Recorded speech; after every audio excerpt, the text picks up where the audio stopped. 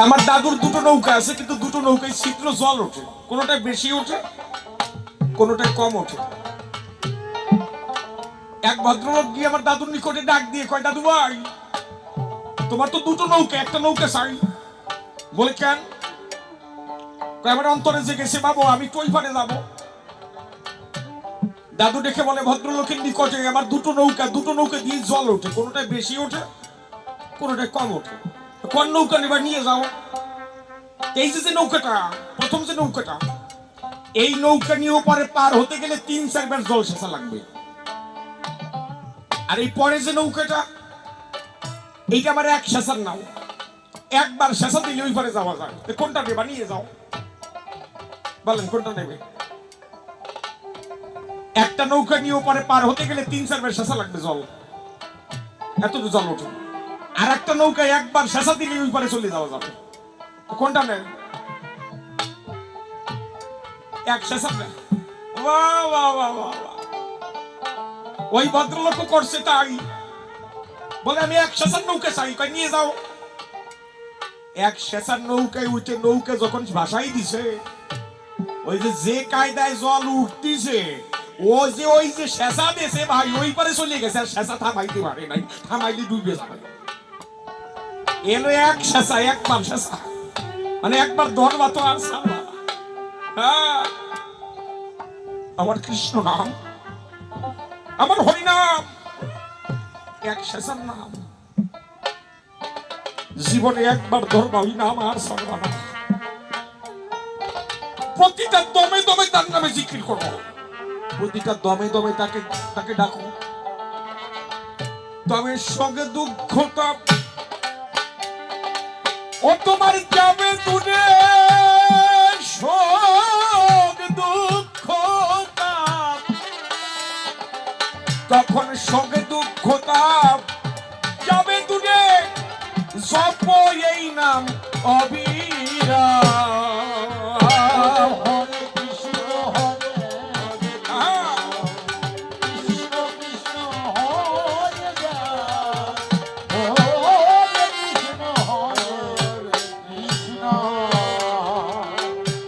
এই কৃষ্ণ নামে হাসা,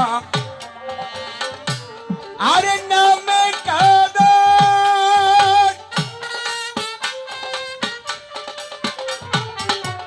এই নামে ঘোচে চিত্তের ধাঁধা,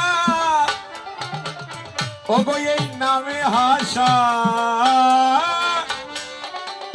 আরে নামে কাঁদা,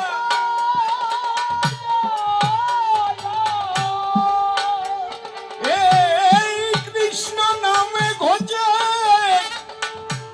চিত্তের ধাঁধা, এই নামের মাঝে নিত্য বাধা, নামের মাঝে, এই নামের মাঝে নিত্য বাধা, চিত্ত বিনোদ রাধা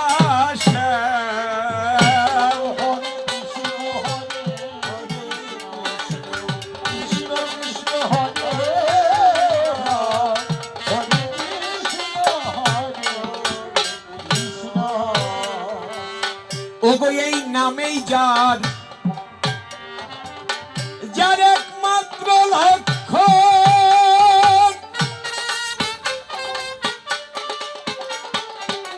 ওগো লক্ষ কোটি তার উপলক্ষ, ওগো সে করে নাই অন্য লক্ষ, সে করে না জগতে, সে করে না আর অন্য লক্ষ্য, ধর্ম অর্থ মোক্ষ কাম।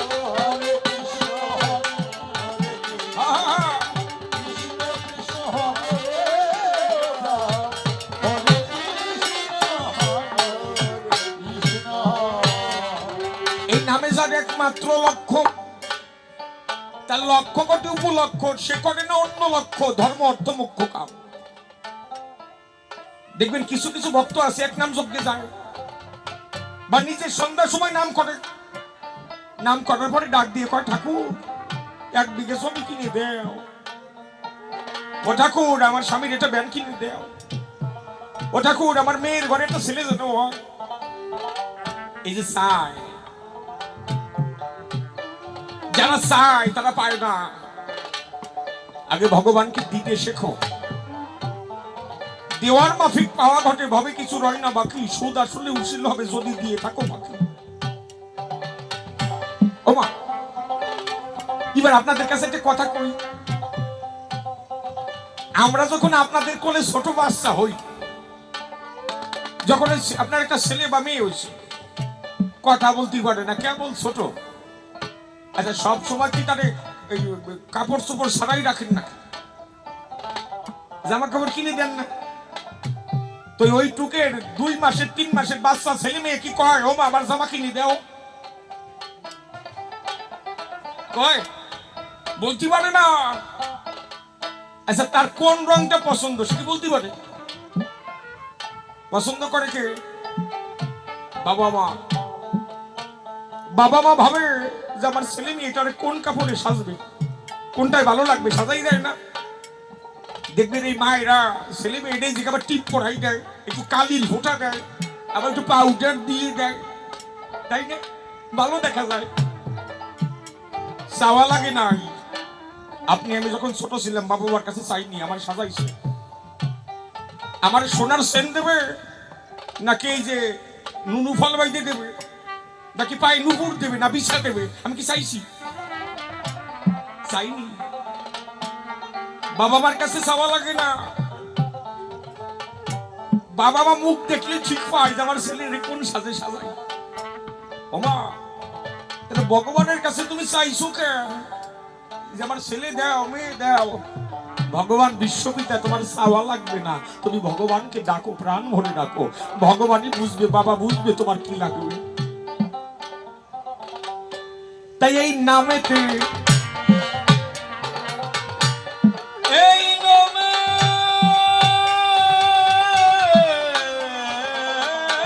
প্রেমে ভাসবে,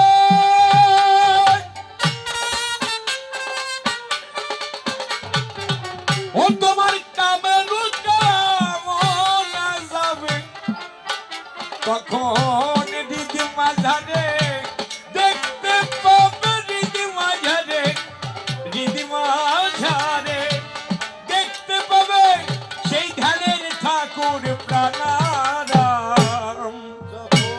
হরে কৃষ্ণ হরে হরে, কৃষ্ণ কৃষ্ণ হরে রাম, হরে কৃষ্ণ হরে। ওগো রে চক পুরব আর কুম্ভ কাদি,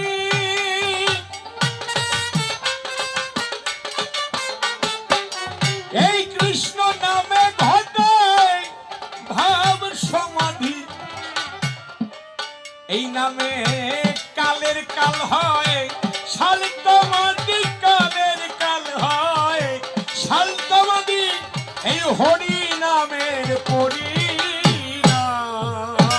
হরে কৃষ্ণ হরে হরে, কৃষ্ণ কৃষ্ণ হরে রাম, হরে কৃষ্ণ হরে কৃষ্ণ। ওগো জাগে যোগ্য আরে কর্মের বাঁধন, ওগো মরণে না মেনা কাদন, পাগল বিজয় বলে ভজন সাধন, বিজয় বলে পাগল, বিজয় বলে ভজন সাধন, তারক ব্রহ্ম হরি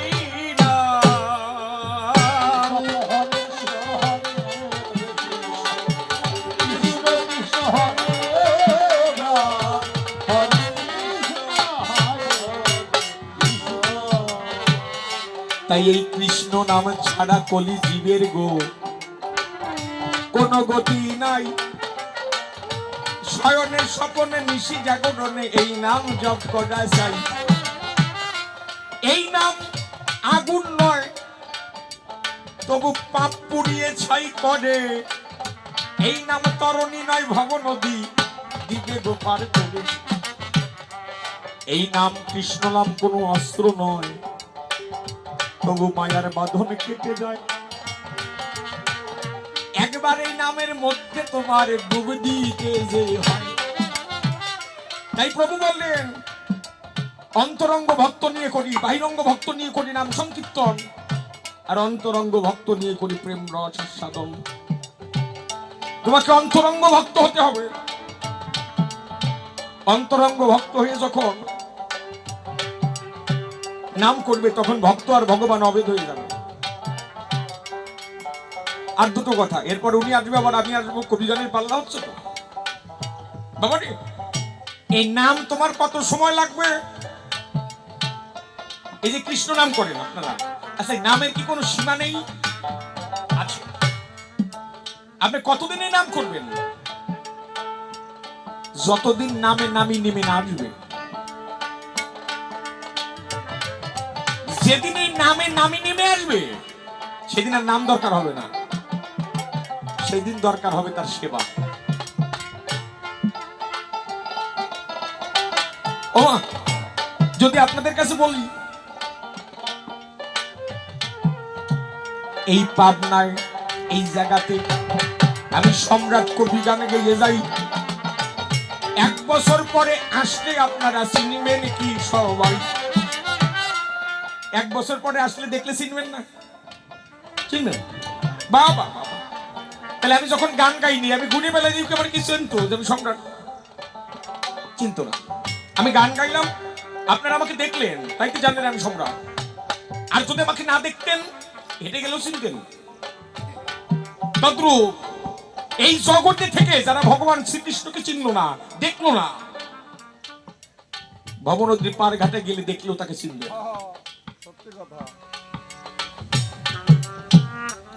এই জগতে একটু চেনার ব্যবস্থা করেন।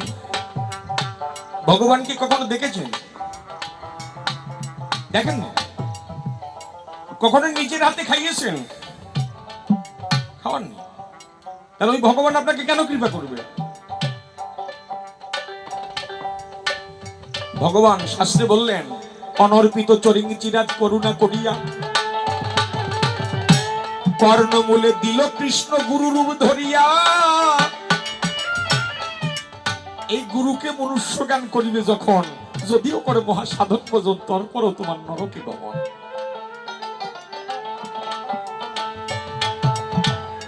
তাই স্বর্গস্বামী আশ্রিত হও।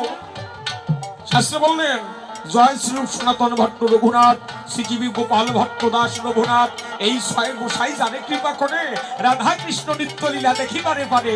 রাধা কৃষ্ণ নিত্য লীলা করে গুণে নয়, কোন কোন ভাগ্যবানে যদি স্বর্গস্বামীর কৃপা হয়, গুরুর কৃপায় আজ দেখিবারে।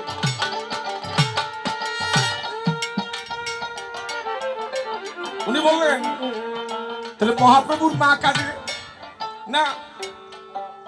মা কাঁদবে কেন?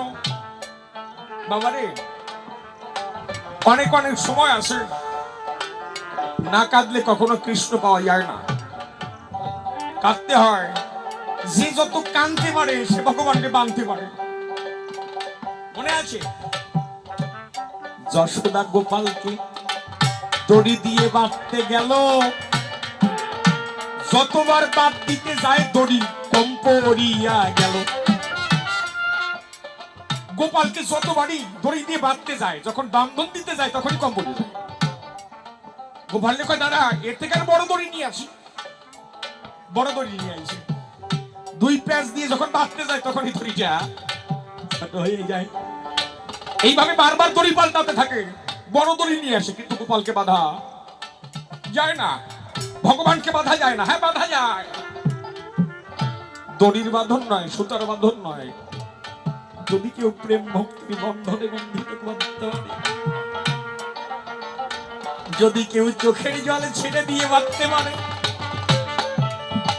যশোদা যখন কাঁদতে কাঁদতে বলছে বাঁধতে পারলাম না, তখন চোখের জল দেখে গোপাল ডাক দিয়ে কয় আমি তো বাধা পড়ে গেছি। তাই না কাঁদলে কখনো ভগবান পাওয়া যায় না। কাঁদতে হবে।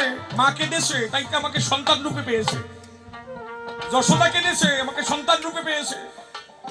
রাধারানী কেঁদেছে বলেই সে রাধারানী হয়েছে। যদি না কাঁদে ভগবান পাওয়া যায় না। চোখের জল কেমন জানেন?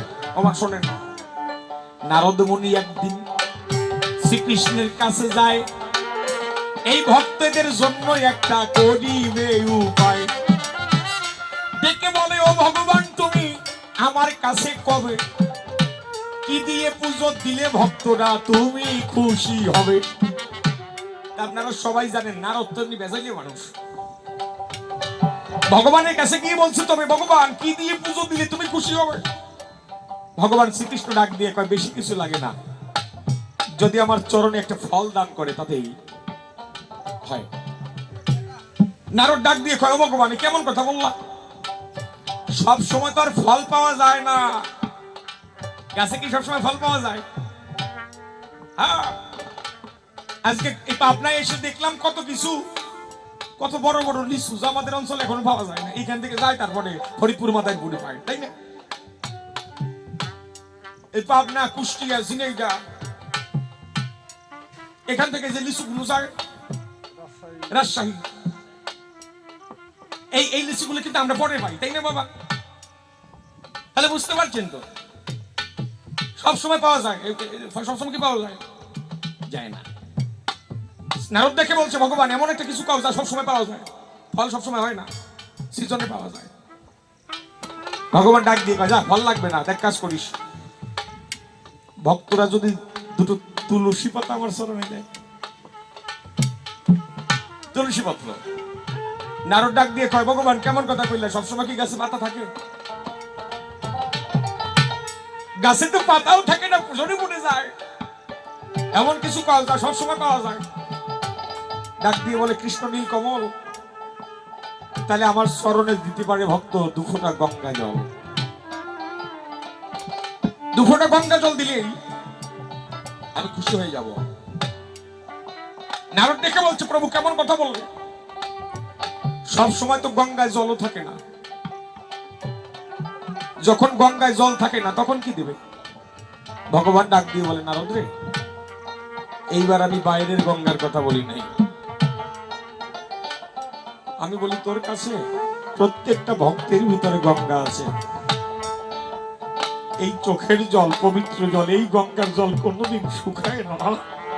কোন ভক্ত যদি হা কৃষ্ণ বলে কাঁদতে পারে তবেই সে আমাকে বাঁধতে পারে। হা কৃষ্ণ বলে কান্না করে এক ফোঁটা চোখের জল ঝরাইয়ে যদি ভক্ত আমার চরণে দিয়ে দেয়, আমি ওই ভক্তের ঘরে রাজা কৃষ্ণ যুগল হয়ে যুগে যুগে বাধা থাকি সারা।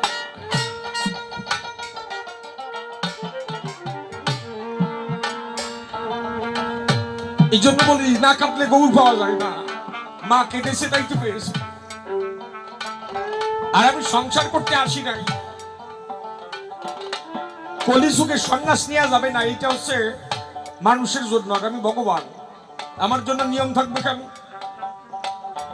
কি বলেন, ভগবানের কোনো নিয়ম আছে? নিয়ম নাই। কোন জায়গায় একটা লোহার একটা চুম্বক যদি পাশাপাশি রাখা হয় তা কি হবে? ওই চুম্বক লোহাকে আকর্ষণ করে তার কাছে টেনে নেবে, এটাই তো, এটা আইন না? দেখেন কথা ঘুরে না কিন্তু আবার চুম্বকের পাশে লোহা রেখে দেয়, চুম্বক লোহার টান দিয়ে কাছে নেয়। এইবারে লোহাটারে সরাইয়ে লোহার ওজন যদি দেওয়া হয় বাড়াইয়ে বড় লোহা রাখা হয়, লোহার ওজন যদি ডাবল হয়ে যায় তাহলে কি চুম্বকের টাইনে কাছে নেয়? নিতে পারে? এখন কি হয়, ওই চুম্বকই এখন লোহার কাছে যায়। বাহ বাহ বাহ! ভক্ত ইচ্ছা করলে সাধন ভজন করে ভগবানের কাছে যেতে পারে, চুম্বকের কাছে যেতেই পারে। কিন্তু কোন ভক্তের ভক্তি ভার যদি বেশি হয়ে থাকে তাহলে ভগবানের কাছে চুম্বকের কাছে যাওয়া লাগে না, আমার ভগবান চুম্বকে ওই ভক্তের কাছে নিচে নেমে আসে।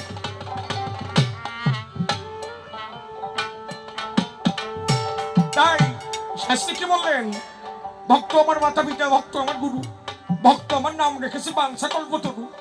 ভক্তের হাতে প্রেমের ডুরি, যেদিক ঘুরাই সেদিক ঘুরি, ভক্ত খাওয়ালে খাই আর না খাওয়ালে সেদিন আমি উপবাসী যাই। এই ভক্তই আমাকে ডাকে, আমি ভক্তের বাড়ি যাই। মূলত আমি গৌর হরি, আমার নিজের ঘর বাড়ি নাই। প্রত্যেক ভক্তের মন্দির আমার ঘর হয়ে রয়, ভক্তের হৃদ মন্দিরে ভগবান থাকে সুনিশ্চয়। উনি যে বললেন, ওনার একটা প্রশ্ন এবার আমার কাছে, উনি আমার প্রশ্ন করলেন, গৌর হরি তুমি ঘর ছাড়লে কেন? আমি ওনাকে প্রশ্ন করলাম, ভগবান ভক্তের হৃদয় থাকে, হৃদয় থেকে কখনো যায় না, হৃদবৃন্দাবন থেকে ভগবান যায় না। আমি তোমার কাছে জানতে চাই, তুমি যে বললে ঘর ছাড়লে, ভগবানের ঘর কোন জায়গায়? ভগবান বলেছে, নাহং তৃষ্ঠামি বৈকুণ্ঠ যোগিনাং হৃদয় নচ মদ ভক্ত যত্র গায়ন্তি তত্র তৃষ্ঠামি হে নারদ। আমি বৈকুণ্ঠে থাকি না, যোগীদের অন্তরে থাকি না। যেখানে আমার ভক্তরা আমার গুণগান করে, আমি ভক্তের হৃদয়পদ্ম স্থলে থেকে কীর্তন করি। তাহলে কি করে বললে যে আমি ঘর ছাড়লাম? যদি ঘর ছাড়ি তাহলে ভক্তরা কি বাঁচবে?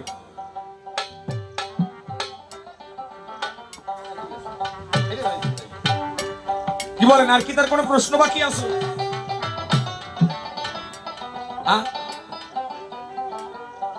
তার কি আর প্রশ্ন বাকি আছে গো? নাই, তাই নাই তো। তাহলে আমি একটা প্রশ্ন করলাম, উনি এসে তার জবাব দেবে, এরপর আমি আবার এসে দাঁড়াবো, আমি আবার গান গাবো। মানে আমাদের বুঝতে পারতেছেন তো আরো গান কত সময় হবে। মানে এরপরে উনি আসবে, তারপরে আমি আসবো, এরপরে আবার মিলন হবে, দুইজন মুখোমুখি দাঁড়িয়ে গান হবে, মানে দুজন মুখোমুখি পাল্লা হবে। এখন আমি গাই, উনি গায়, আমি গাই, উনি গায়, এরপরে উনি আর আমি মুখোমুখি, প্রশ্ন উত্তর দাঁড়াই হবে, কবি গানের মিলন যাবে কয়। তো এখন তো আর আমারও সময় চলে গেছে ভাই, সময় মোটে নাই। এখন উনি আসুক, এরপরে আমি পরের বারে দেখা দিই। তাই সত্য কথা বলতে কি বাবা, ভগবানের জন্য কোনো নিয়ম নয়। কেননা ভগবান বলেছে, ভক্ত আমার মাতা পিতা, ভক্ত আমার গুরু, ভক্ত আমার নাম রেখেছে বাঞ্ছা কল্পতরু। ভক্তের হাতে প্রেমের ডুরি, যেদিক ঘুরায় সেদিক ঘুরি। তাহলে ভক্ত যেদিকে ঘুরায় ভগবানকে সেই দিকেই ঘুরতে হয়। কি বলে, হয় না? আপনাদের কাছে বলি খুলে, আমরা সবাই তো ভগবানের ছেলে। কি কন? ছেলে মেয়ে বায়না ধরলে বাবা মার অনেক কিছু করা লাগে না? কি করেন আপনারা? ছেলে মেয়ের জন্য অনেক কিছু করেন না? আল্লাদের ছেলে আছে আপনাদের এলাকায় কারো?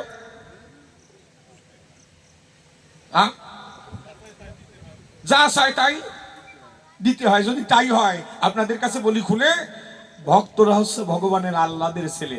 যেভাবে বায়না ধরে দেই ধারণা ভগবান তা পূর্ণ না করে পারে। মনে হয় তার আর কোনো প্রশ্ন বাকি নাই। এক এক করে সব কথাই আমি বলে দিলাম। তাই দ্বন্দ্বে দ্বন্দ্বে, ছন্দে ছন্দে এই কবি গান বসে বসে শুনবেন যত ভক্ত প্রাণ। এই যে যত কথা হয় আমাদের, ছন্দে ছন্দে হয়, প্রত্যেকটা কথা ছন্দেই তার দিতে হয় পরিচয়। তাহলে তার যত প্রশ্ন ছিল এ ধর্ম আসলে এক এক করে বলে গেলাম যোগ্যতা অনুসারে। দেখে বলল, কলিযুগে সন্ন্যাস নাই, কেন সন্ন্যাস নিলে তুমি শশীরণী মাই? আমাকে না বসিলে জীবের মুক্তি নয়, এই জীবের কারণেই আমার সন্ন্যাসী হতে হয়। দেখে বলে, কলিযুগে 5টি কর্ম মানা, সন্ন্যাস নিয়ে তুমি ঠিক যে করলে না। আরে বাবা, সন্ন্যাস কলিযুগে হয় না, হয় দাপর যুগে বা সত্য যুগে। কখন? সত্যেই একটা মানুষ দাঁড়ায় যখন, সত্যের উপরে না দাঁড়ালে সন্ন্যাস বটে নয়। সেই সত্যেই সন্ন্যাস সত্য অঙ্গীকারে হয়। পরের বারে প্রশ্ন করলো, আমার কথা লও, এই যে মা কাঁদে, কেন মারে কাঁদাও? আরে বাবা, মা তো কাঁদবেই, কারণ মা যে ভক্ত। আমার মাঝে কত বড় ভক্ত, যদি মা ভক্ত না হতো গৌর চাঁদ কি পেত? ভক্তের স্বভাবই কান্না করা। এইবার ডেকে বলল, ও আপনাদের বিদ্যমান এই যে হিন্দুদের জ্ঞান হচ্ছে গান। শেষ প্রশ্ন তার না, মনে পড়ে গেছে। আর এই জগতে মুসলমান আছে বটে যারা গানে গুণা হয় কোরআনের দ্বারা। গান শুনলে লোকমান সুরায় নাকি কয়, জরু মানে বিবি তালাক হয়ে যায়। গান শোনা মুসলমান ভাইরে বলে হারাম, তাই না? আরে বাবা, গান শোনা শুধু মুসলমান ভাইদের জন্য হারাম নয়, গান শোনা মানুষের জন্যই হারাম। প্রত্যেকটা মানুষের জন্য গান শোনা হারাম। বেদে বলেছে জ্ঞানাৎ পরতর নহি, গান ছাড়া কোনোদিন জ্ঞান হয় না। সাধনায় যার নাগাল পাওয়া না যায়, গান দিয়ে তার চরণ ধুয়ে দেওয়া যায়। এই গানই হচ্ছে সাধনা। তাই একটা গান শুনেছেন না ভাবা পাগলার, গানই সর্বশ্রেষ্ঠ সাধনা, লাগে না তন্ত্র মন্ত্র, লাগে না ফুলচন্দন, তন্ত্র মন্ত্র লাগে না, গানই সর্বশ্রেষ্ঠ সাধনা। এটা একটা সাধনা। গান যদি না থাকতো পৃথিবীতে মানুষ থাকতো না, মরুভূমি হয়ে যেত, মানুষের হৃদয়টা মরুভূমি হয়ে যেত। গান শোনা প্রত্যেক ধর্মের জন্য হারাম, আবার গান ছাড়া কোনো ধর্মের জ্ঞানও হবে না। বুঝতে পারছেন তো? ওই যে একটু রয়ে গেল কি গান, বিজয়বাবু লিখলেন, যে গানে নাই জ্ঞানের নেশা, নয়নে ঝরে না জল, সে গান গিয়ে কি হবে তোর ফল। যে গান শুনলে আল্লাহর কথা মনে হয়, নবীর কথা মনে হয়, যে গান শুনলে ভগবানের কথা মনে হয়, যে গান শুনে গুরুর কথা মনে হয়, বাবা মার কথা মনে হয়, চোখে জল ধরে, এই গান সব ধর্মের জন্য জায়েজ। আর যে গান শুনলে দেহে কামনা আসে, পশুর স্বভাব ধরে, ওই গান প্রত্যেকটা ধর্মের জন্য হারাম। আগেকার যারা কবি ছিলেন, গায়ক ছিলেন, তারা ছিলেন প্রেমিক, যেই জন্য এখনো গানগুলো মরে নাই। এখনো মান্নাদের গান, কিশোর কুমারের গান আমরা শুনি না বাবা, জীবনও মরবে না। আর বর্তমানে গান কি বাইরে এসে শুনছেন বাবা? দাদা এই দাদা এই বাদ দেবো না, আজকে কইয়ে তুই যাই। কে বলছে মুসলমানদের গান হারাম? মসজিদে সকালবেলা গান শোনা যায় না মাইকে? এই সুন্দর ফুল সুন্দর ফল, মিঠা নদীর পানি, খোদা তোমার মেহেরবানি। এই সুন্দর ফুল সুন্দর ফল, মিঠা নদীর পানি, খোদা তোমার মেহেরবানি। গায় না হুজুরা? কি বলেন? দেখবেন ওরা সকালবেলা আরো গায়, এই রওজা যে আর তেরে লাগি,